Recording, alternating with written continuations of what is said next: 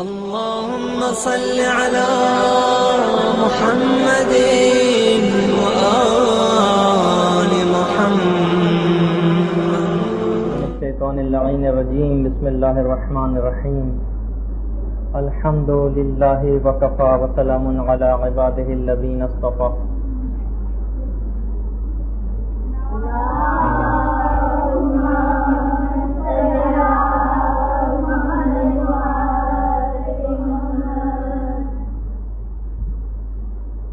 جیسا کہ آپ سب لوگوں کے علم میں ہے کہ ہماری گفتگو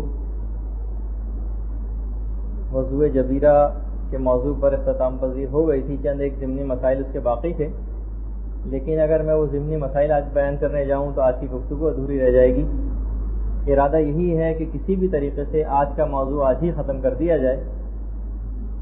اگر آپ توجہ کے ساتھ گفتگو میری سنیں تو میں سلسلہ کلام کا آغاز کر دوں.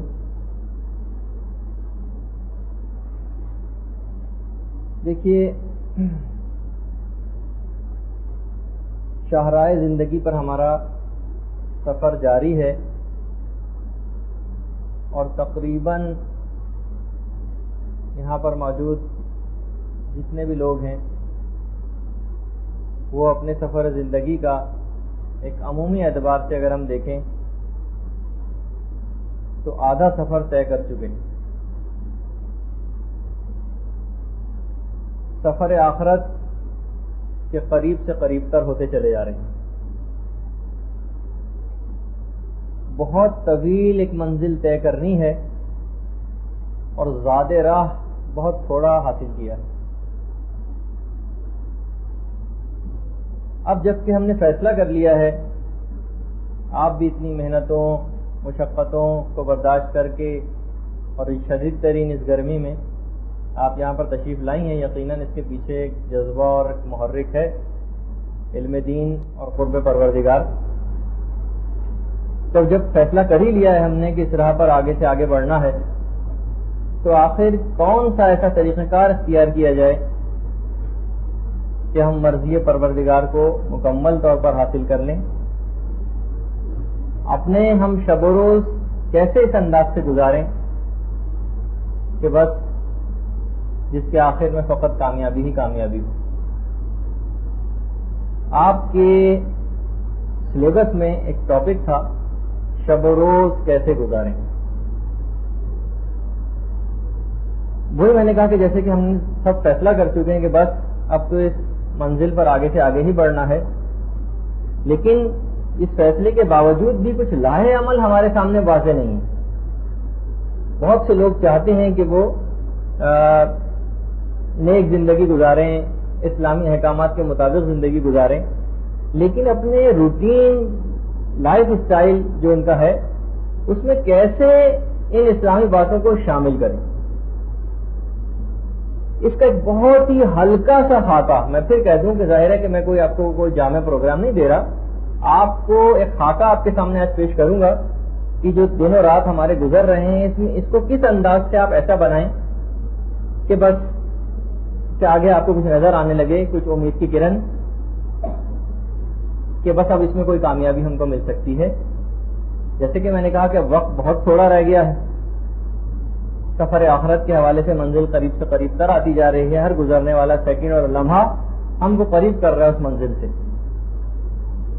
تو کیوں نہ اس تمام کی جو ہم شب و روز ہمارے گزر رہے ہیں ان کو کس انداز سے ایسا ڈھال لیں کہ بس پھر ہمیں زیادہ فکر مندی کی ضرورت نہ رہے اور شارع مقدس نے جو طریقہ بتایا وہ اس کے مطابق زندگی بسر ہو جائے.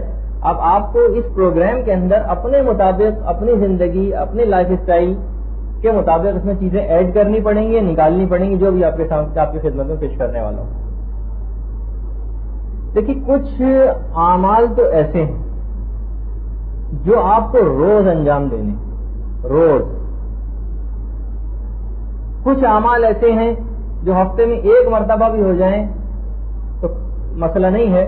آپ کے پاس چارٹ ہونا چاہیے کہ ایک ہفتے میں کم سے کم ایک دفعہ بھی آپ نے کر لیا تو ذرا آپ کو اطمینان ہو جائے. کچھ اعمال ایسے ہیں جو کم سے کم ایک ماہ میں ایک دفعہ ہو جانے چاہیے. کچھ چیزیں آپ کو ایسی کرنی ہیں جو کم سے کم ایک سال میں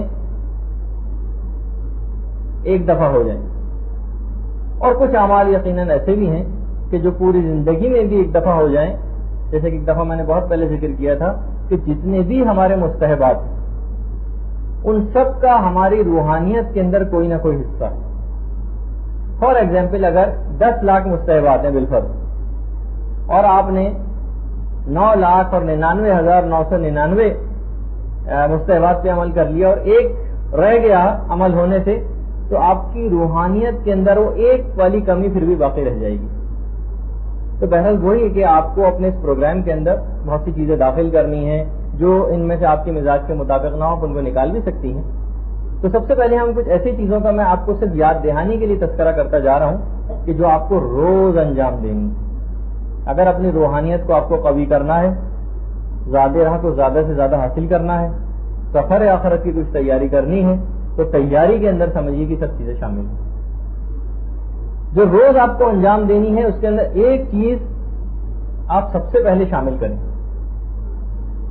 دیکھیے مستحبات ہماری زندگی میں کافی زیادہ شامل ہیں. یہ مجالس، یہ ماتم، یہ مرثیے جس کی اور نوحے جس کی بھی تھوڑی دیر پہلے آواز آ رہی تھی، بڑے اہم ترین ثواب کے کاموں میں سے ایک چیز ہے. لیکن جو واجبات ہیں ان کی اپنی اہمیت اپنی جگہ برقرار ہے. ایسا ہی ہے کہ آپ مستحبات کو انجام دیتی چلی گئیں اور واجبات اپنی جگہ باقی رہے، قضا واجبات. تو بس وہ ہوگا کہ جو کہ جیل میں جو ایک گلاس دی جاتی ہے نا، بس وہ، لیکن جیل پھر بھی مقدر ہوتی ہے آدمی کا، اگرچہ وہاں مختلف سہولیات موجود رہتی. تو بہرحال انسان کام ایسا کیوں کرے. تو قضا واجبات کے اندر سب سے پہلی چیز خاص طور پر خواتین کے اوپر نمازیں مردوں کی نسبت کچھ زیادہ واجب رہتی ہیں. بلوغ کی عمر کی مدت کم ہونے کی وجہ سے، مقصد یہ ہے کہ مرد سے پہلے عمر کے اعتبار سے جلد بالغ ہو جاتی ہیں، اور جو ابتدائی دور ہوتا ہے اس میں بہت زیادہ خواتین کی نمازیں رہ جاتی ہیں. تو قضا نمازوں کا آپ کوئی اپنا ایک کم سے کم کا شیڈیول بنائیے، اور روز آنا، چاہے آپ فجر کی پڑھیں، کوئی ایک نماز، ایک دن کی نماز، آدھے دن کی نماز، اس طریقے سے آپ اپنے شیڈیول میں شامل کیجیے. مستحبات بڑھتے چلے جائیں، واجبات اپنی جگہ ایز اٹ از برقرار رہیں. یہ اسلام اس کو نہ مانتا ہے اور نہ تسلیم کرتا ہے، نہ تقاضا کرتا ہے آپ سے.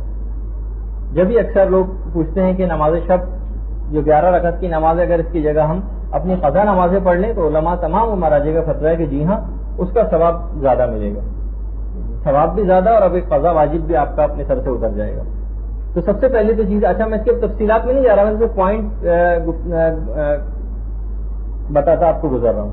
قضا واجبات میں سے سب سے پہلے جو نماز ہے، کہ ضرور آپ کے روٹین ڈیلی جو آپ کی زندگی ہے اس میں چاہے ایک ہی قضا نماز کیوں نہ صحیح.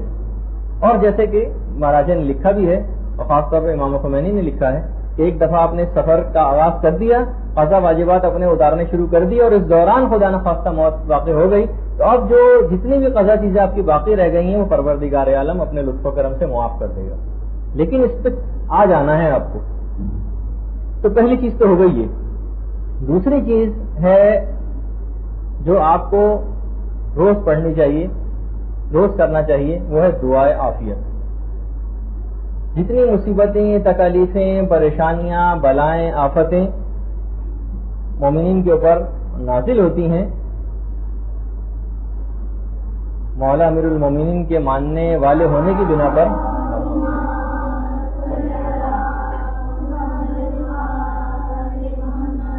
یہ ساری پریشانیاں، ان کا دفعیہ، جیسے میں نے بہت پہلے شرائط دعا ایک دفعہ بتائی تھی، غالباً شب قدر کے جو اعمال تھے اس کے اندر، اس میں سے ایک تھی دعا قبل از بلا.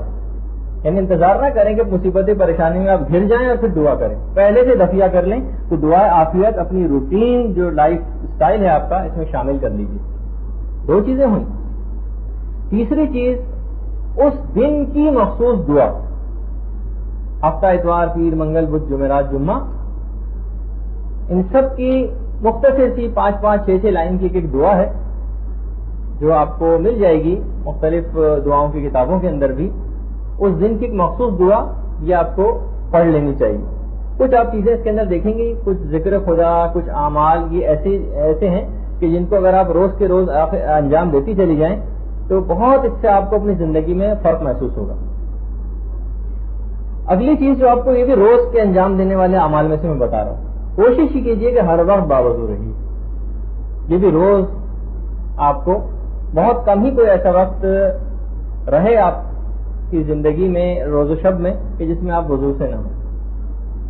اس پہ عمل کر کے دیکھیے, اب پھر آپ اپنے اندر وہ تبدیلی اور روحانیت یقیناً محسوس کریں گی. الوضو علی الوضو نور علی نور, جیسے میں نے ایک دفعہ پہلے بھی ذکر کیا تھا, تو اس کے اندر ایک نورانیت ہے.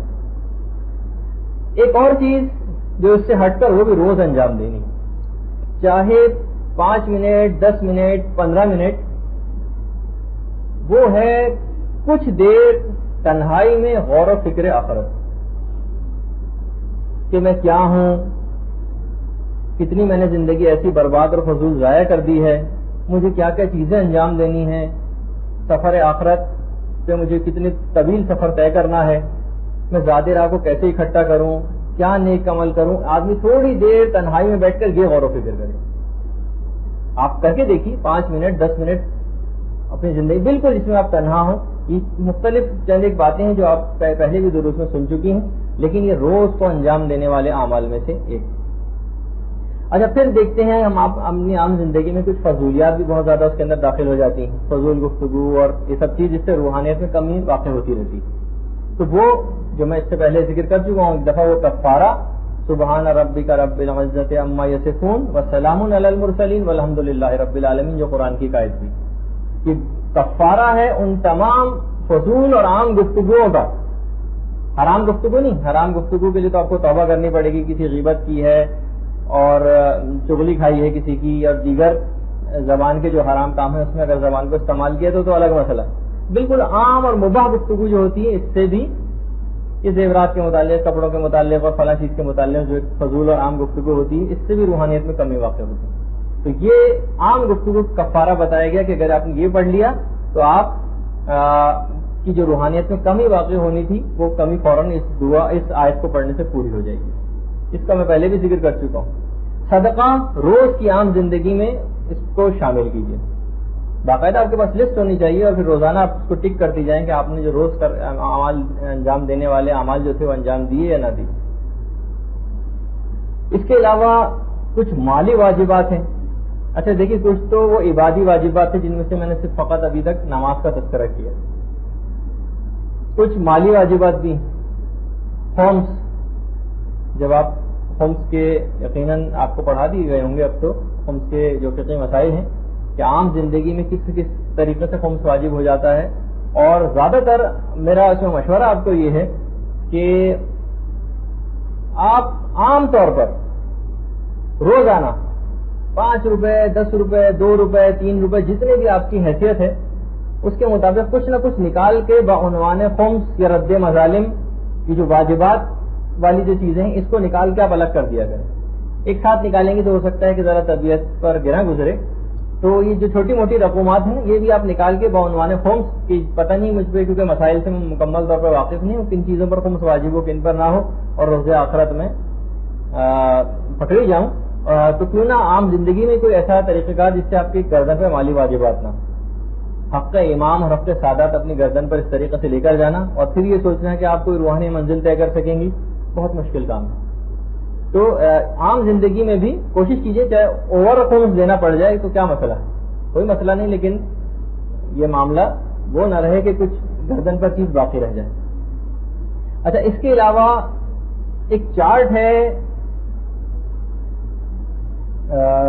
وہ ہے محاسبہ نفس کا چارٹ.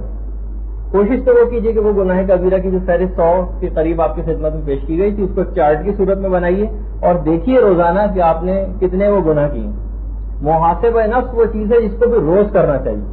روز سونے سے پہلے ایک چارٹ ہو جو آپ کی ٹیبل پر, آپ کے سرانے یا کسی ایسی جگہ پر جہاں کسی کی پہنچ نہ ہو, آپ اس کو نکالیں اور روزانہ آپ نکال کر اس کو اپنے آپ کو ٹک کیجیے اور دیکھیے کہ آج کی کیا صورتحال رہی ہے پورے دن. جس طریقے سے علماء لکھتے ہیں کہ تاجر روزانہ اپنا حساب کتاب کرتا ہے کہ آج کیا کمایا اور کتنا میں نے خرچ کیا, بالکل اسی اعتبار سے آخرت کے لیے آپ نے آج کیا کمایا ہے اور کیا اپنے ہاتھ سے کھویا ہے گناہ کر کے، تو اس کی بھی فہرست آپ کے پاس ہونی چاہیے. یہ بھی روز کے اعمال انجام دینے ہیں آپ کو، ان کے اندر یہ چیز محاسبہ نفس بھی شامل ہے. اس کے علاوہ جس کا اسلام آپ سے روز تقاضا کرتا ہے وہ ہے تلاوت قرآن. میں اضافہ کروں گا تلاوت قرآن بمائے تفسیر.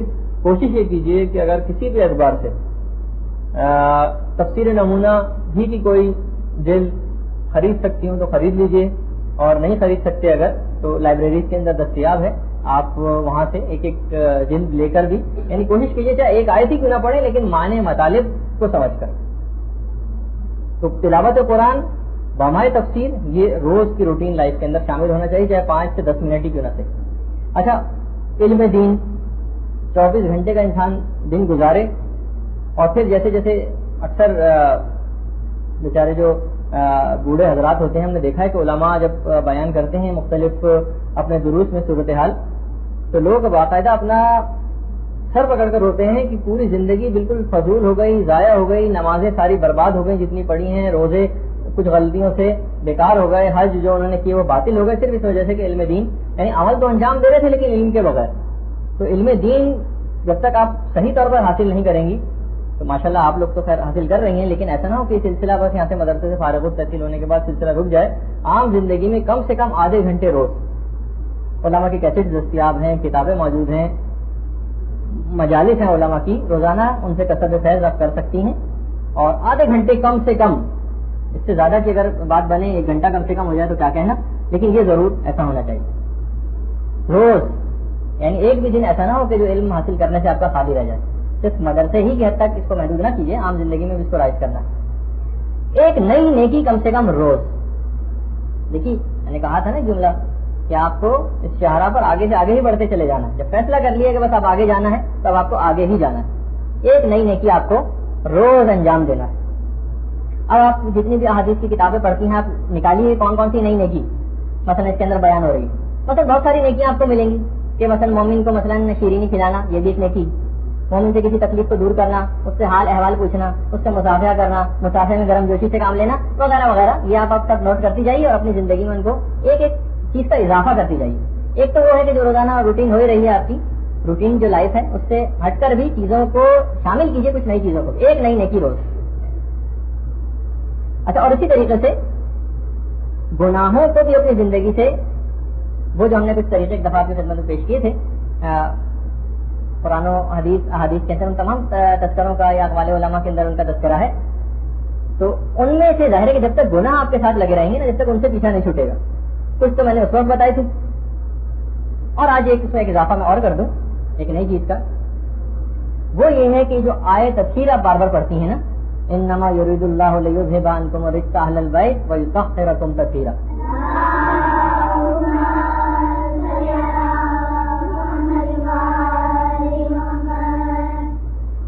کہ جو پروردگار عالم نے اہل بیت کے لیے کہا ہے کہ خدا تم سے رجس کو دور کر دے گا، یعنی ہر بری بات، ہر گندگی، ہر برائی، اس سے پروردگار عالم نے اہل بیت کو دور رکھا. علماء کا کہنا یہ ہے کہ اگر اس آیت تطہیر کو آپ اپنے لیے پڑھتی رہیں بار بار تو ایک وقت ایسا آئے گا کہ آپ بھی تمام برائیوں سے الگ ہو جائیں گے. یہ اپنی زندگی میں صرف یہ آیت تطہیر، یہ بار بار اس نیت سے کہ میں گناہوں سے دور ہوتی چلی جاؤں، اس کو اپنی زندگی میں رائج کرنے کی کوشش کیجیے. اچھا دیکھیے، مسئلہ ایک گناہوں کے اندر یہ ہوتا ہے، اور آپ نے بھی اس کا کیا ہوگا مشاہدہ اپنی زندگی میں، کہ عزم آپ نے اکثر کیا ہوگا کہ اب میں گناہ نہیں کروں گی، لیکن پھر گناہ ہو جاتے ہیں. یہ جو عزم ہونے کے بعد یہ جو مصمم نہیں ہو پاتا ہے، یا کامل ارادہ ہم نے کر لیا اور دیکھتے ہیں کہ پھر 1-2 روز کے اندر پھر وہی گناہ ہم سے ہو گیا. اس کی ایک بہت اہم وجہ ہے جو امام خمینی نے اپنے استاد کے ریفرنس سے بیان کی.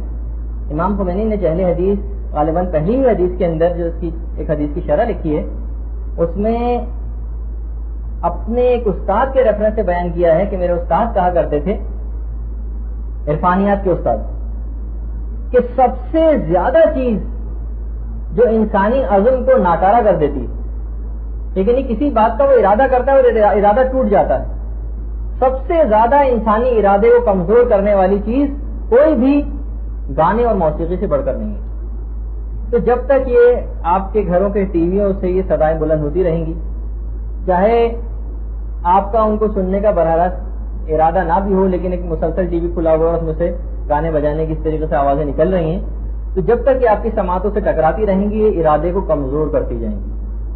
جیسے ایسے ہی ہے کہ چاہے آپ کا ارادہ نہ ہو، لیکن آپ منی بس میں اگر سفر کر رہی ہیں بیٹھ کے اور کچھ اس قسم میں گانے بجائے جا رہے ہیں، تو جیسے کہ میں نے پہلے ایک دفعہ ذکر کیا تھا کہ آثار تکلیفی تو نہیں ہوتے، البتہ آثار وضعی ہوں گے، یعنی گناہوں یہ جو گانا سننے کے جو دنیاوی نقصانات ہیں یہ برداشت کرنے پڑیں گے. تو انسانی ارادہ جو سب سے زیادہ کمزور ہو جاتا ہے جس چیز سے، وہ یہی گانے اور موسیقی. تو جو گناہ ہم سے بار بار ہو جاتی ہیں، عزم مسمم ہم سے نہیں ہو پاتا ہے، اس کی بہت بڑی وجہ یہ ہے. کوشش کیجیے کہ گھروں میں کسی طریقے سے اس چیز کو نکالنے کی اور کم کرنے کی کوشش کریں. اچھا، یہ تو میں نے جو روزانہ کے انجام دینے والی چیزیں ہیں ان میں سے میں نے چند ایک کا تذکرہ کیا. اچھا، کچھ چیزیں ایسی بھی ہیں جو ہفتے میں 1-2 مرتبہ ہو جانی چاہیے. مثلا ان میں سے ایک چیز ہے قضا روزے، اور اگر کسی پر قضا روزے نہیں ہے تو سبحان اللہ، بہت ہی بہتر بات ہے، تو وہ مستحبی روزہ رکھے. اور ان 2 دن، وہ 2 دن جو جس کا اسلام بھی تقاضا کرتا ہے وہ ہے پیر اور جمعرات. پیر اور جمعرات کے دن کوشش یہ کریں کہ ہفتے میں 2 دن تو روزے سے رہیں. قضا روزے باقی ہیں تو وہ جو قضا واجبات اتارنے کی جو اسکیم ہے اس کے مطابق آپ روزانہ ہفتے میں کم سے کم 2 دن تو آپ روزہ رکھیں، ورنہ ہفتے میں 1 دن ہی صحیح. اچھا، کچھ اعمال ایسے ہیں، اچھا اس میں آپ ایڈ کرتی جائیں گے اپنے مطابق چیزیں. میں نے تو ایک اشارہ کر دیا کہ کم سے کم جیسے روزہ ایک ایسی چیز ہے کہ جو آپ روزانہ نہیں رکھ سکتی، روزانہ کے انجام دینے والے اعمال میں اس کو لکھوانا ہی نہیں جا سکتا. ہفتے میں کم سے کم 1 یا 2 روز. کچھ اعمال ایسے ہیں جو مہینے میں کم سے کم 1 دفعہ ہو جانے چاہیے. اچھا، ایک تو ہر مہینے کے شروع ہونے کے لیے ایک دعا، وہ بھی آپ کو دعاؤں کی کتابوں میں مل جائے گی کہ جناب محرم کا آغاز ہو رہا ہے تو 1 تاریخ کی دعا، یا سفر کا آغاز ہو رہا ہے یا ربیع الاول کا آغاز ہو رہا ہے تو ایک تو ہر مہینے کی ایک دعا ہے مخصوص، اس کو بھی پڑھیں. اچھا، کچھ کوشش یہ کریں مہینے میں 1 مرتبہ ہی صحیح کسی مسجد میں، امام بارگاہ میں یا کسی مدرسے میں بھی اپنی حسب توفیق کچھ نہ کچھ آپ ضرور انفاق کریں اپنے مال سے. 50 روپے صحیح، 100 روپے صحیح، تاکہ کچھ ثواب جاریہ جو مستقل آپ کا بینک اکاؤنٹ جو کھلا رہے گا اور آپ کو ہمیشہ فائدہ پہنچائے گا، وہ والا سلسلہ آپ جاری رکھیے. اپنے مطابق جتنا بھی آپ کی حیثیت ہو اس کے مطابق آپ دیکھ لیجیے اس کو، لیکن کم سے کم مہینے میں 1 مرتبہ تو یہ ہو جانا چاہیے. اچھا، بہت سے عمل ایسے ہیں جو سال میں 1 مرتبہ ہو جانے چاہیے. خاص طور پر شاید کہ شہید دستغیب شیرازی نے یا آیت اللہ مظاہری نے، ان 2 میں سے مجھے یاد نہیں آ رہا کہ کس نے یہ بات لکھی ہے، کہا کہ سال میں کم سے کم جو عمل انجام مومنین کو دینے چاہیے ان میں سے ایک عمل یہ ہے کسی ایک مومن یا مومنہ کی شادی کروا دینا یا اس کے لیے بھاگ دوڑ کرنا. یہ آپ کا ایک ایم ہونا چاہیے کم سے کم 1 سال میں 1 مرتبہ. اچھا، کچھ علماء نے کہا کہ جو قرآن کا ایک حق ہے 1 سال میں، وہ کہ کم سے کم اس کو 2 مرتبہ ختم کیا جائے، 2 مرتبہ. اچھا، اگر کوشش کریں کہ ہمارے ترجمے و تفسیر کے تاکہ سمجھ کے بھی تو پڑھیں نا، کہ کچھ مزہ بھی آئے کہ اس کے اندر کیا تعلیمات ہیں، انسان اس کے مطابق عمل کرنے کی بھی کوشش کرے. یا جو سال میں کم سے کم 1 دفعہ، بلکہ کہا جاتا ہے کہ زندگی میں بھی 1 دفعہ ہو جائے، وہ ہے نماز جعفر طیار. بہت سے لوگ تو ایسے مومنین ہیں جو روز بھی اس کو پڑھتے ہیں، لیکن بہرحال اب آپ خود ہی چارٹ بنائیے کون سی کس طرف آپ کی طبیعت زیادہ راغب ہوتی ہے، کیونکہ طبیعتیں اس سلسلے میں مختلف ہیں اور پروردگار عالم کی طرف پہنچنے کے ہزاروں، لاکھوں، کروڑوں، اربوں رستے ہیں.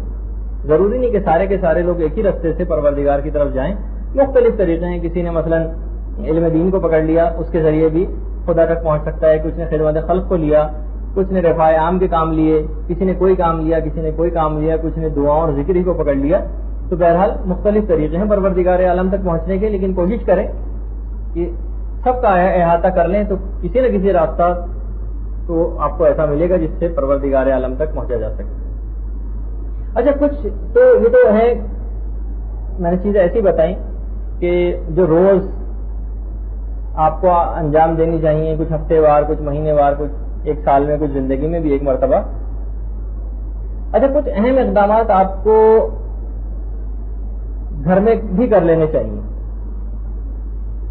ان میں سے ایک چیز یہ ہے کہ کوشش کریں، یہ جو آپ کو یہاں سے بھی کتابیں ملتی ہیں، آپ کی پہلے سے بھی کچھ کتابیں اپنے پاس ہوں گی مطالعے کے لیے، ان کتابوں کو آپ ایسا گھر کے اندر ڈسٹریبیوٹ کریں کہ تقریباً ہر جگہ نظر آئیں، گھر میں رہنے والے افراد کی پہنچ بھی ان تک رہے، اور کوئی مہمان بھی آنے والا ہے تو ان تک اس کی بھی پہنچ ہو سکے. ڈرائنگ روم میں، بیڈ روم میں، سرہانے، جس جگہ اخبار رکھے جاتے ہیں وہاں ہر جگہ ہی ہونی چاہیے. کہ یہ جو بے رغبتی کتابوں سے اس حد تک بڑھ گئی ہے اور لوگ بالکل بھی اس طرف راغب نہیں رہے مطالعے کی، بلکہ دینی کتابوں کے متعلق اب یہ ہوتا جا رہا ہے کہ اس میں لینگویج بڑی مشکل ہوتی ہے جو ان کو سمجھ نہیں آتی. تو وہ سمجھنے کی وجہ، نہ سمجھنے کی وجہ یہ بھی ہے کہ اس کا مطالعے کا شوق ہی نہیں رہا. بہت سے چیزیں ایسی ہیں جو ابھی تک ہم پڑھتے ہیں لیکن بہت سے الفاظ ہمارے لیے نئے ہوتے ہیں، لیکن بار بار کثرت مطالعہ کے باعث وہ زبان کی مشکل آسان ہوتی چلی جاتی ہے. تو اسی وجہ سے ہمیشہ کتاب کو بند کر کے رکھ دینا کہ بہت مشکل ہے، تو یہ بڑی خراب بات ہے. کوشش کریں کہ لوگوں میں پڑھنے کا شوق دوبارہ بیدار ہو سکے.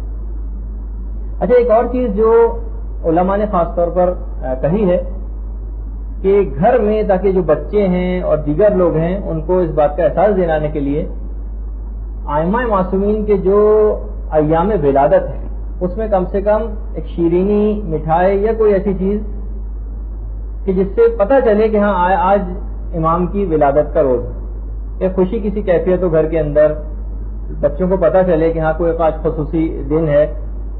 یہ بہت سی چھوٹی چھوٹی چیزیں آپ کو ایسی ترکیبیں گھر میں کرنی پڑیں گی کہ جس سے خود بخود بھی تربیت ہوتی رہتی. تو ایک تو چیز یہ ہے. دوسرا ایک اور چیز جس کا آپ کو خیال رکھنا ہے جو سفر آخرت کی تیاری کے لیے انتہائی اہم ہے، وہ ہے وصیت نامے کی تیاری. آپ کے کورس سلیبس میں ایک چیز شامل تھی، اب پتہ نہیں کہ وہ کور ہوئی یا نہیں ہوئی، اگر ہو پائی تو شاید اب اتنا وقت کم رہ گیا ہے کہ شاید وہ نہ ہو سکے تو کسی اگلے کورس میں اس کو شامل کرنے کی کوشش کریں گے. وہ ہے وصیت نامہ کیسے لکھا جائے. وصیت نامے کے معنی یہ نہیں ہوتے کہ میری فلاں جائیداد اور فلاں چیز وہ اس کو دے دی جائے، اس کو دے دی جائے. یہ وصیت نامے کے متعلق صرف لوگوں کا کانسیپٹ یہ ہے. وصیت نامہ کیسے لکھا جائے، اس میں کیا کیا چیزیں ہونی چاہیے، یہ خود تقاضا کرتا ہے کہ اس کی باقاعدہ ایک کلاس ہونی چاہیے. تو بہرحال یہ بھی ایک ایسی چیز ہے اہم اقدامات میں سے تیاری کے کہ یہ ضرور ہونا چاہیے. اچھا، پھر ہاں وہی میں نے کہا نا کہ اس کے لیے ایک واقعی کلاس چاہیے، اور کوشش کریں گے کہ اگر یہ ابھی تک کسی نے نہیں بیان کیا ہے تو آئندہ کسی اس میں آ جائے درس میں. جی اچھا، اب یہ تو میں نے کچھ ایک عمومی قسم کی تھوڑی بہت گفتگو کی ہے. اب دیکھیے صبح کا جو آغاز ہوتا ہے، یعنی اب ایک دن مثال کے طور پر کل سے آپ کو یہ سوچنا ہے کہ میں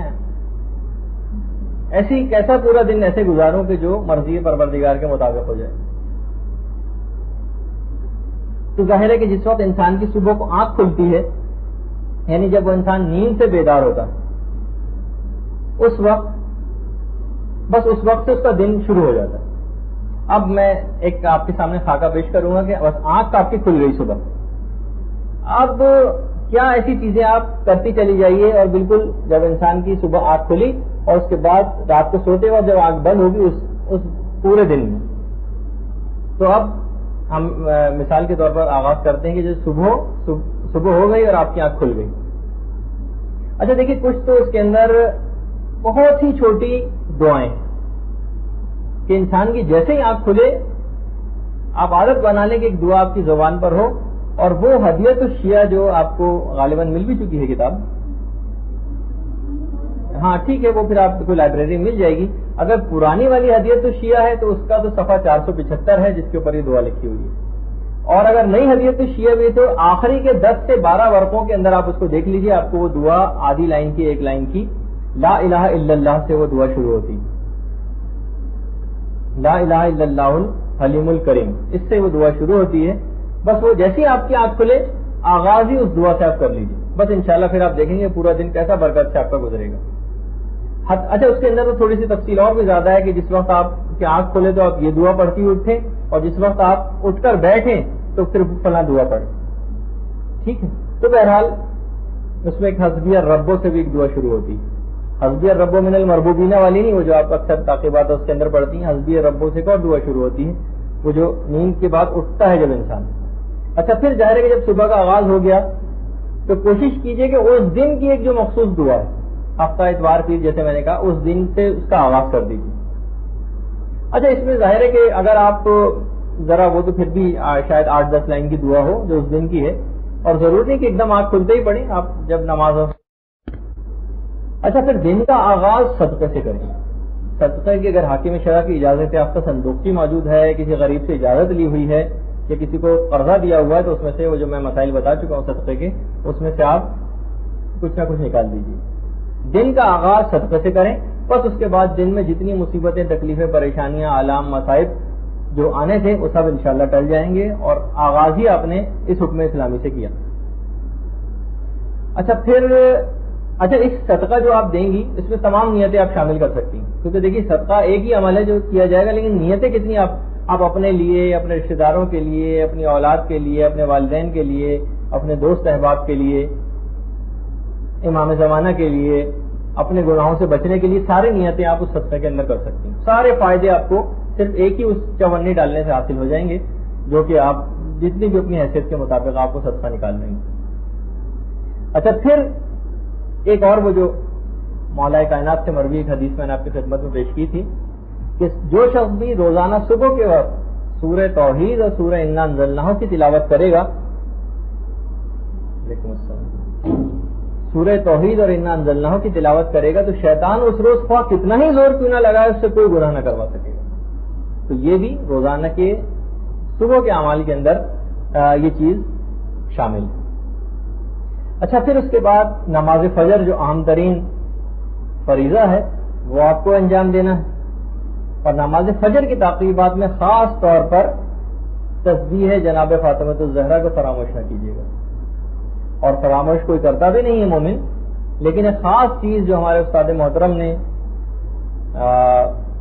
بالکل بلکہ اب سے کچھ دن پہلے ہی اپنی مولانا صادق حسن صاحب قبلہ نے کہ ابھی جتنی بھی ٹارگٹ کلنگز کراچی کے اندر ہوئی ہیں ان میں صاحبان پرفیکٹ کلرز نے ان کو آ کر ہٹ کیا تھا اور ان کے بچنے کا کوئی امکان نہیں تھا، لیکن پھر بھی وہ لوگ بچ گئے. تو جب ان سے باقاعدہ پوچھا گیا، ذاتی تحقیق کی گئی، تو تقریباً سب نے ایک ہی جواب دیا کہ وہ اپنی حفاظت کے غرض سے تسبیح جناب فاطمۃ الزہرا سلام اللہ علیہ کو پڑھا کرتے ہیں.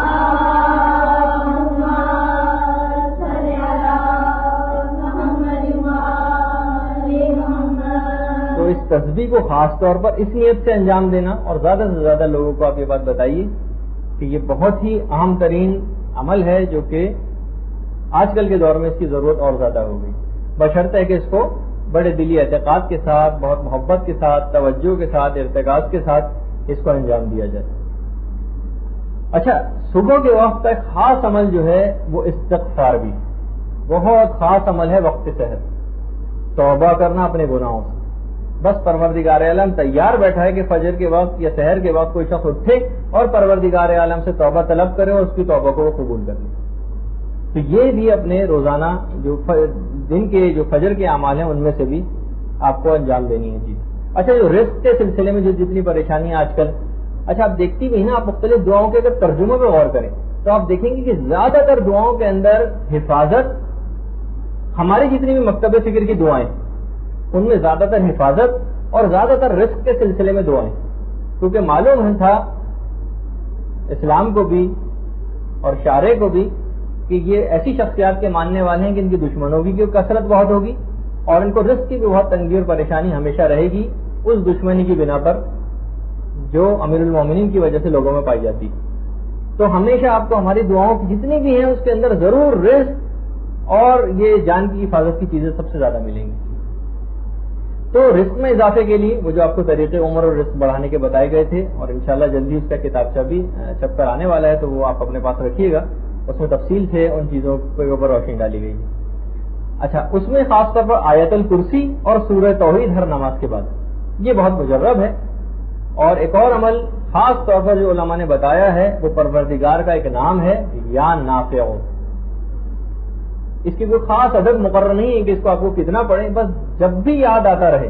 جو بھی شخص رزق کی تنگی میں مبتلا ہو جو شخص اپنا بزنس سیٹ کرنے والا ہو یا بزنس جس کا سیٹ نہ ہو پا رہا ہو یا ملازمت کو کوئی خطرہ درپیش ہو، وہ ضرور اس خدا پروردگار عالم کے نام کو اپنے ورد زباں رکھے، جتنا بھی زیادہ اس کو پڑھ سکتا ہو پڑھے، یا نافع ہو تو کچھ ہی عرصے میں دیکھے گا.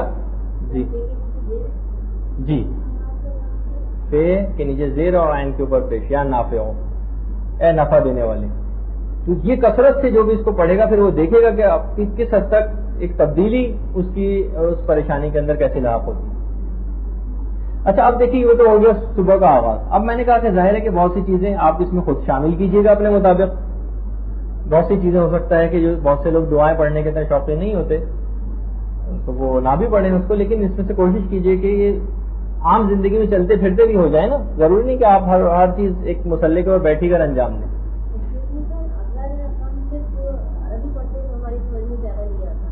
جی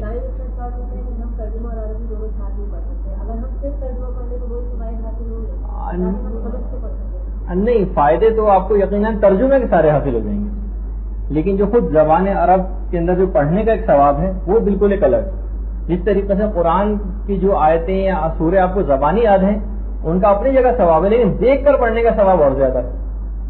تو وہ بہرحال اتنا حصہ ضرور کم ہو جائے گا اگر آپ نے وہ عربی نہ پڑھی. لیکن عربی بھی پڑھیں، کوئی اتنا ضروری نہیں کہ آپ بہت زیادہ پڑھیں، مختصر صحیح قلیل عمل ہے لیکن ذرا کانکریٹ بنیادوں کے اوپر اگر وہ ہو اور عمل کی نیت سے پڑھا جائے اور سوچ سمجھ کے ہو تو وہ زیادہ ثواب دلوائے گا.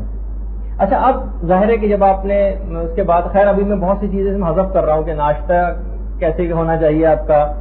اچھا پھر اس کے بعد ظاہر ہے کہ آپ کو نکلنا ہے گھر سے، یا تو ملازمت کے لیے نکلنا ہے، یا اگر مرد حضرات ہیں انہیں اپنے کاروبار کے لیے نکلنا ہے، یا طالب علم ہیں تو ان کو اپنے اسکول اور کالجز کے لیے نکلنا، گھر سے بہرحال نکلنا. تو ایک تو چلیں وہ آغاز آپ نے اگر صدقے سے صبح کر دیا تو اب بھی کافی ہو جائے گا، ورنہ آپ گھر سے نکلنے سے پہلے ضرور صدقہ دیں. گھر سے نکلنے سے پہلے چاروں قل پڑھ کر نکلیں اپنے اوپر، اور اکثر روایتوں کے اندر تو 10 مرتبہ سورہ توحید پڑھ کر نکلیں، یا مثلا آگے پیچھے دائیں بائیں اوپر نیچے سورہ توحید دم کر کے نکلیں. سواری کے اوپر بیٹھتے ہو سبحان الذی سخر لنا ھذا وما كنا له مقرنین جو آپ کو سب کو یاد ہوگی، وہ بیٹھتے ہو ضرور اس دعا کو پڑھیں. اچھا سفر جو بھی کسی جگہ آپ کو جانا ہے 15 منٹ 20 منٹ 25 منٹ بس میں، وین میں، گاڑی میں جو آپ کو درکار ہوتے ہیں، اس ٹائم کو بھی ضائع نہ کریں. اس کے اندر بہت ساری ایسی چیزیں ہو سکتی ہیں، مثلا ذکر خدا ہو سکتا ہے، تسبیح ایک آپ پوری درود کی پڑھ سکتی ہیں اس دوران، ذکر خدا کر سکتی ہیں. یہی یا نافع مثلا ابھی آپ کو بتایا، پروردگار کے ناموں میں سے یا لطیف ہے، ساری مشکلات اور پریشانیاں دور کرنے کے لیے وہ بھی بہت مجرب ہے. کوئی بھی ایسی چیز، یا درود کی ایک تسبیح یہ آپ پڑھ سکتی ہیں دوران سفر. اچھا اب جس وقت انسان جا رہا ہے اپنی منزل کی طرف بس میں گاڑی میں بیٹھ کر، تو علماء نے ایک چیز کہی ہے کہ سفر کے دوران جتنے بھی مناظر آپ کی آنکھوں سے گزریں گے ان سب کو نگاہ عبرت سے دیکھتی جائے گی. اور یہ سوچئے کہ جب میں نہیں تھی تب بھی یہ مناظر تھے، اور اب میرے مرنے کے بعد میں نہ رہوں گی اور لوگ ایسے چلتے پھرتے نظر آئیں گے، تو کیوں نہ میں اس جگہ کو آباد کروں جہاں مجھ کو ہمیشہ رہنا. ہر چیز کے اندر نگاہ عبرت. کسی بھی جگہ اگر آپ پکنک پہ بھی کہیں جاتی ہیں، کسی بھی خوشی کو کوئی بہت بڑی خوشی آپ نہ سمجھیے. اول تو یہ جتنی خوشیاں ہماری زندگی میں ہیں، علماء کا کہنا یہ ہے کہ یہ اصل میں خوشیاں ہی نہیں، کہ صرف فقط تکلیف رفع ہوتی. مثلا بیٹا بہت عرصے ماں سے جدا تھا، اب وہ ملاقات ہو رہی ہے، گمشدہ بچہ مل گیا ہے، تو اب وہ جو ماں کو خوشی ہوتی ہے وہ خوشی نہیں، وہ تکلیف رفع ہوئی ہے جو بچے کے گم ہونے سے ہوئی. شدید آپ کو پیاس لگتی ہے، آپ پانی پیتی ہیں، بڑی فرحت آپ کو ملتی، یہ خوشی نہیں ملی، یہ لذت آپ کو نہیں ملی، یہ تکلیف رفع ہوئی ہے جو پیاس کی وجہ سے آپ کو ہو رہی تھی. یا بھوک کا بھی ایسا ہی معاملہ ہے اور دیگر خوشیوں کا بھی.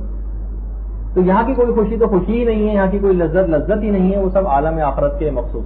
تو کیوں نہ اس جگہ کو انسان آباد کرے جہاں ہمیشہ اس کو رہنا ہے. تو اس سفر کے دوران بھی مسلسل نگاہ عبرت سے چیزوں کو دیکھیں.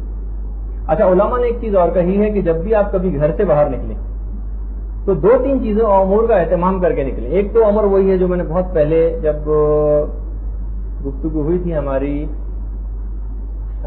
نگاہ ڈالنے کے مسائل پر،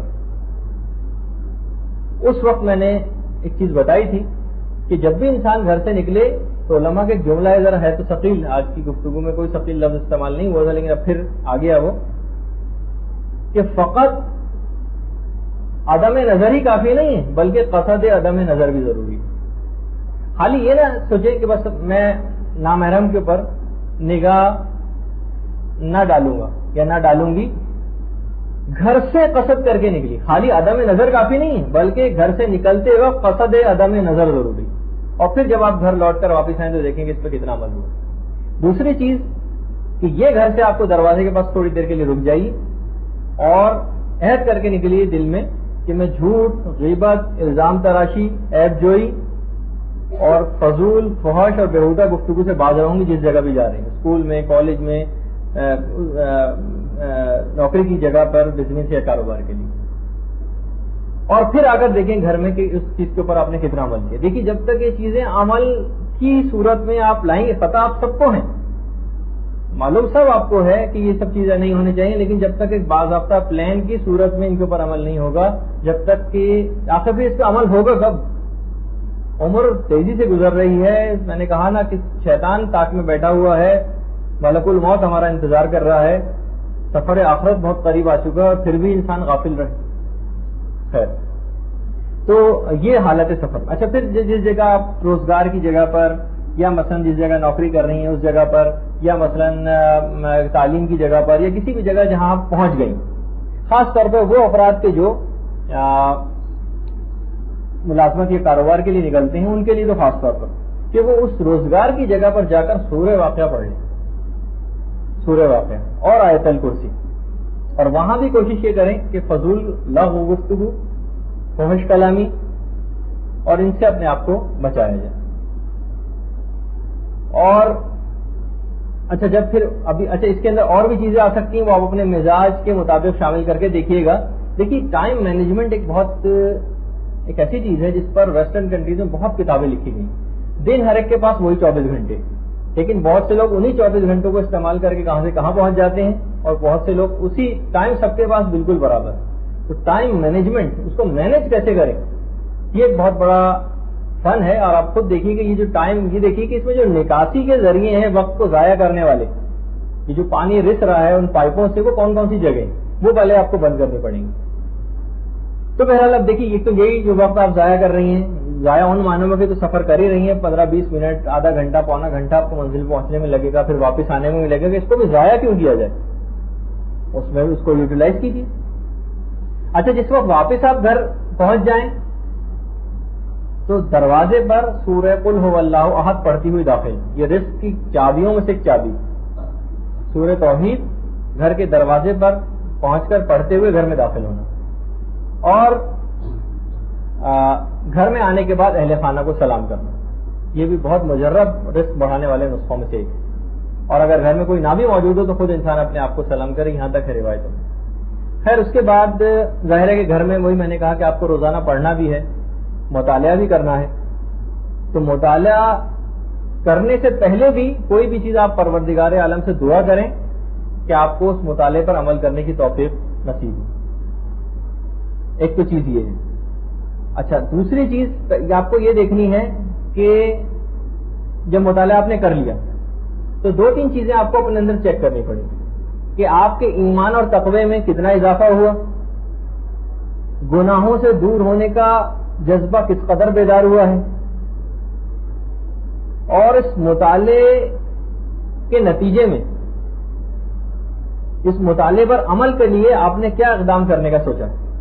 اگر آپ نے صرف فقط پڑھا، اس کے بعد کتاب بند کر کے رکھ دیا، اس کے بعد چلتے بنی وہاں سے، تو اس کا کوئی نتیجہ، کوئی چیز حاصل نہیں ہو پائے گی. آپ تو ہمیشہ آپ کو یہ دیکھنا ہے کہ ایمان و تقوی میں کتنا اضافہ ہو رہا ہے، آپ کے اس مطالعے کے نتیجے میں گناہوں سے دوری کا کتنا جذبہ پیدا ہو رہا ہے، یا اس مطالعے پر عمل کرنے کے لیے آپ نے کیا پروگرام چارٹ آؤٹ کیا.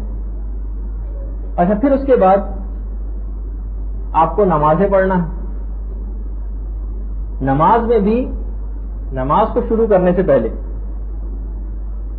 سب سے پہلے آپ رک جائیے اور دیکھیے کہ اس سے پہلے والی جو نماز آپ نے پڑھی تھی اس سے اور اس نماز کے درمیان کوئی گناہ تو انجام نہیں دیا ہے. اگر گناہ آپ نے انجام دیا ہے تو اس کی سب سے پہلے توبہ حقیقی انجام دیں، توبہ کریں. اور اس کے بعد عزم مصمم کریں کہ اب نہ اس گناہ کو انجام دوں گی اور پھر نماز میں مشغول ہو جائیں. اور اگر کوئی گناہ آپ نے انجام نہیں دیا پہلی نماز سے لے کر اب تک تو شکر پروردگار انجام دیں. ان شکرتم لا ازیدنکم، اگر تم شکر کرو گے تو پروردگار اس میں اور اضافہ کر دے گا. تو یہ جو آپ نے شکر کیا ہے کہ پروردگار شکر ہے کہ میں نے کوئی گناہ انجام نہیں دیا، تو اب اس میں مزید اضافہ یہ ہوگا کہ آپ گناہوں سے بچی رہیں گے. اچھا پھر اس کے بعد نماز، خیر اب نماز کے موضوع پر ایک پورا ہمارا ایک لیکچر ہونے بھی والا ہے، شاید کہ اگلا ہی ہو جائے وہ، کہ اصل میں نماز پڑھی کیسے جانی چاہیے. فقہی مسائل سے ذرا ہٹ کر وہ چیز ہوگی.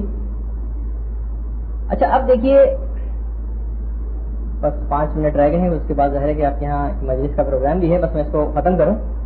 سوتے وقت آپ نے پورا دن گزار لیا، اب بہت سی چیزیں میں نے اس میں حذف کر دی وقت کی تنگی کی وجہ سے، اور انشاءاللہ اگر ایڈوانس کوئی کورس ہوا تو اس میں مزید جامع پروگرام کے ساتھ آپ کی خدمت میں عرض کر دوں گا کہ اس میں اور کیا کیا چیزیں شامل ہونی چاہیے، حتیٰ کہ اوقات فراغت میں آپ کو کیا کرنا چاہیے وہ بھی پورا پروگرام.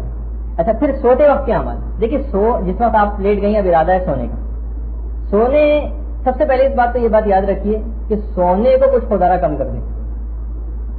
9 گھنٹے 10 گھنٹے 11 گھنٹے 12 گھنٹے بھی میں نے لوگوں کو سوتے دیکھا ہے کہ تقریباً آدھی زندگی سو کر گزارا ہے. سونے کے وقت کو کچھ کم کر دیجیے. مثلا اگر آپ 8 گھنٹے سوتی ہیں تو 7.5 گھنٹے کر دیں، کچھ کم کر دیجیے. امام خمینی کی زندگی کی میں نے حوالہ دیا تو ظاہر ہے کہ ہر کوئی اس تک تو نہیں پہنچ سکتا، نہ مشورہ دوں گا کہ آپ 4 گھنٹے سوئیں، لیکن فقط 3 سے 4 گھنٹے کی نیند کی. رات 12 بجے سوتے تھے اور 3 بجے بیدار ہو جاتے تھے. رسول خدا کی زندگی میں ہم کو ملتا ہے کہ رسول ایک ہی رات میں کئی مرتبہ سوتے اور جاگتے تھے. اٹھ کر پھر عبادت خدا شروع کر دیتے تھے، پھر سو جاتے تھے، پھر تھوڑی دیر بعد اٹھ کر پھر عبادت خدا شروع. ہم میں سے کوئی ایسا نہیں ہے جو اس عمل کو انجام دے سکے، رسول ہی کے لیے سازگار ہے. لیکن بہرحال کہ ہر شخص جو بھی گھر کے اندر موجود ہوتا تھا وہ دیکھ لیتا تھا کہ رسول کو ہمیشہ کہ رسول کچھ نہ کچھ عبادت خدا انجام دے رہے ہیں رات کے وقت میں. تو کچھ تو سونے کے وقت کو کم کر دیجیے. سونے سے پہلے ایک دن کا آغاز آپ نے صدقے سے کیا تھا اور ایک دن کا اختتام بھی صدقے سے کریں. صدقہ وضو کر کے سوئیے اور توبہ کر کے سوئیے. نیند کو موت کی چھوٹی بہن کہا جاتا ہے کہ باقاعدہ بہت سی روایتوں میں یہ ہے کہ روح قبض سنسری سے رات کو پرواز کر جاتی ہے اور پھر اس کے بعد دوبارہ جب وہ انسان جاگتا ہے تو روح دوبارہ سے جسم میں آتی ہے. اور اگر بہت سے لوگ ایسے بھی جنہیں پروردگار جن کی روح کو اپنے پاس ہی روک لیتا ہے، بس یعنی اب ان کا وقت ختم ہو گیا، تو اب یہ وہ یعنی اگر آپ کا انتقال توبہ کے اوپر ہو، یعنی جو ہے نا کہ سوچے وقت ضرور توبہ کریں، تو اگر انسان اس کے بعد نہ بھی بیدار ہو تو پھر بھی کوئی مسئلہ نہیں کہ وہ حقیقی توبہ کر کے وہ سوئے. شکر پروردگار کو انجام دیں کہ میں نے جتنی مجھ کو نعمتیں دی تھیں ان کا تیرا لاکھ لاکھ شکر. اچھا پھر اس کے بعد سونے سے پہلے ایک چیز کی بڑی تاکید ہے کہ نماز شب کے اٹھنے کے لیے اور نماز فجر کے وقت اٹھنے کے لیے قرآن کی ایک آیت پڑھے. تو اگر کوئی آیت پڑھ لے تو اتنی مجرب ہے کہ چاہے کتنی ہی کم دیر کے لیے وہ کیوں نہ سوئے. مثلا رات کے 2 بجے بھی اگر آپ سوئیں اور فجر کو معلوم ہے کہ اٹھنا بہت مشکل ہو جائے گا، تو لوگوں نے تجربہ کر کے دیکھا ہے سورہ کہف کی آخری آیت قل انما انا بشر مثلکم یوحی الی، یہ آپ سورہ کہف کی آخری آیت، یہ ضرور آپ اگر اپنی عادت ڈال لیں گی پڑھنے کی تو نماز شب کے لیے بیدار ہونا اور نماز فجر کے لیے بیدار ہونا کچھ مشکل نہیں. اچھا کچھ سونے سے پہلے کا خصوصی اعمال بھی، یہ تو عمومی اعمال تھے کہ صدقہ اور توبہ اور وضو اور شکر، اور اس کے علاوہ یہ والی آیت یا پروردگار عالم سے دعا کر کے سوئیے کہ وہ آپ کو اٹھا دے. کچھ خصوصی اعمال ہیں جن میں ایک تسبیح جناب فاطمہ الزہرا سلام اللہ علیہا بھی.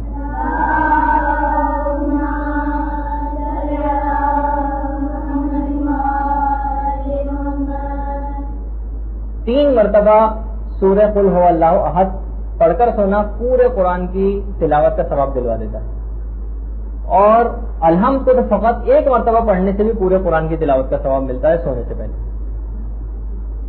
اور سورہ ایک ہے الہاکم التکاثر، یہ روایات میں ملتا ہے اگر کوئی شخص یہ سورہ پڑھ کر سوئے اور سونے کے دوران ہی کوئی بھی ایسی آفت ناگہانی ہے کہ اس کا انتقال ہو جائے تو اب عذاب قبر اس سے ساقط ہو جاتا ہے. تسبیحات 4 سبحان اللہ والحمد للہ ولا الہ الا اللہ واللہ اکبر یہ سونے سے پہلے کے خصوصی اعمال میں سے ایک ہے۔ اور اس کے علاوہ اپنے اور تمام مومن و مومنات کے لیے مغفرت کی دعا، ایک تو وہی استغفر اللہ ربی واتوب الیہ، یا مثلا ربنا اغفر لی بھی آپ پڑھ سکتی ہیں، اور بلکہ اگر اردو میں بھی آپ یہ دعا پڑھ لیں کہ پروردگار مجھ کو اور تمام مومن و مومنات کو بخش دے۔ اور یہ بھی خصوصی اعمال میں سے ایک ہے کہ اگر، بلکہ روایت میں یہاں تک ہے کہ وہ انبیاء اور انہی افراد کے ساتھ مشہور کیا جائے گا کہ درود بر محمد و آل محمد، اور تمام انبیاء اور مرسلین پر درود پڑھ کر سوئے، اللہم صلی علی محمد و آل محمد وصلی علی جمیع الانبیاء والمرسلین والشہداء والصدیقین وجمیع عباد اللہ الصالحین۔ یہ اگر کوئی شخص، بس یہ رات کے خصوصی اعمال میں سے ایک ہے۔ اب دیکھیے پورے دن آپ جب اس انداز کا گزاریں گے، اچھا اس میں ابھی میں نے بہت سی چیزیں شامل نہیں کی، وہ آپ کو ڈیلی پروگرام میں شامل کرنا پڑیں گی۔ دن کے آغاز میں نے ایک چیز فراموش کی ہے، اور خواتین بھی اس سے مستثنا نہیں ہیں۔ دیکھیے بیمار شخص جو ہوتا ہے وہ یہ چیزیں، اس کو پھر رغبت بھی نہیں ہوتی کہ وہ دعائیں پڑھے، تلاوت قرآن حتیٰ کہ واجبات تک اس سے چھوٹ جاتے ہیں۔ ایکسرسائز، جسمانی ورزش یہ مردوں کے لیے بھی اتنی ضروری ہے، عورتوں کے لیے بھی اتنی ضروری ہے۔ دن کا آغاز کچھ نہ کچھ ایسی ایکسرسائز، کوئی ایسا طریقہ کار، واک پہ اگر جانا آپ کے لیے ممکن نہیں ہے تو گھر میں اگر ٹریڈ مل یا کوئی جاگنگ مشین یا کوئی آپ جمع کر کے کسی اعتبار سے لے لیں، قسطوں کے اوپر بھی چیزیں مل جاتی ہیں، گھر کی چھت کو بھی آپ استعمال کر سکتی ہیں، یا کچھ نہ کچھ ہلکی پھلکی گھروں کے اندر بھی ورزشیں آپ کتاب خرید کر بھی دیکھ سکتی ہیں، کیونکہ جب انسان صحت مند رہے گا تو ہی ان تمام چیزوں کے اوپر عمل کر سکے گا۔ بیمار شخص وہ نہیں عمل کر سکتا ان چیزوں پر۔ تو بہت سی چیزیں، اچھا اس کے اندر بہت سے یقیناً اوقات فراغت کے اندر کھیل کود بھی شامل ہیں، کچھ آؤٹنگز بھی شامل ہیں، مہینے 2 مہینے میں ایک مرتبہ پکنک کا پروگرام بھی اس میں شامل ہے۔ مقصد کہنے کا یہ کہ آپ کو ایسا ایک جامع پروگرام ترتیب دینا پڑے گا کہ زندگی کا ایک لائف سٹائل بنانا پڑے گا کہ آخر مجھے کس انداز سے گزارنا ہے۔ ابھی مثلا اسکولوں کی چھٹیاں ہو رہی ہیں 1.5-2 مہینے کی بچوں کی، ان کے لیے کیا تربیت کے حوالے سے کیا پروگرام ہونا چاہیے۔ آپ میں سے جو شادی شدہ ہیں اور بچوں والیاں ہیں ان کے لیے اپنا بچوں کی تعلیم و تربیت کے لیے، جو غیر شادی شدہ ہیں ان کے اپنے چھوٹے بہن بھائی ہیں ان کے لیے، اگر ان کے بہن بھائی کسی کے نہیں اتنے چھوٹے تو اور خاندان کے اور لوگ ہوتے ہیں 2 3 4 5 بچوں، یعنی کسی بھی اعتبار سے بچوں کی تربیت کے الگ اس میں پروگرام ہونا چاہیے۔ تو ابھی میں نے کہا نا، میں نے آپ کے سامنے صرف ایک معمولی سے خاکہ پیش کیا، ابھی سمجھیں کہ یہ 1% بھی نہیں ہے کہ اس ٹائم کو آپ کو مینج کیسے کرنا ہے، حتیٰ کہ اپنی ان عبادتوں کے ثواب کو بڑھاتے کیسے چلے جانا ہے۔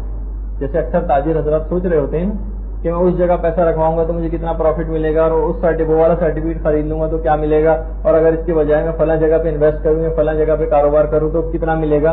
تو وہ ججمنٹ کرتا ہے کہ اس میں ثواب مجھ کو زیادہ ہے، پھر ثوابوں کو ڈبل ٹرپل اور 100 گنا اور 1000 گنا بڑھانے کے طریقے کیا ہیں کہ عمل وہ ایک ہی آپ انجام دے رہی ہیں لیکن آپ نے 1000 گنا اس کا ثواب بڑھا دیا، 1 لاکھ گنا اس کا ثواب بڑھا دیا، اس کے بھی طریقے ہیں۔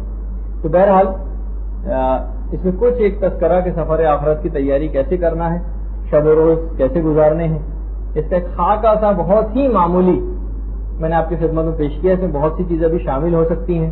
تو آج کی حد تک ہماری گفتگو اختتام پذیر ہوئی۔ السلام علیکم ورحمۃ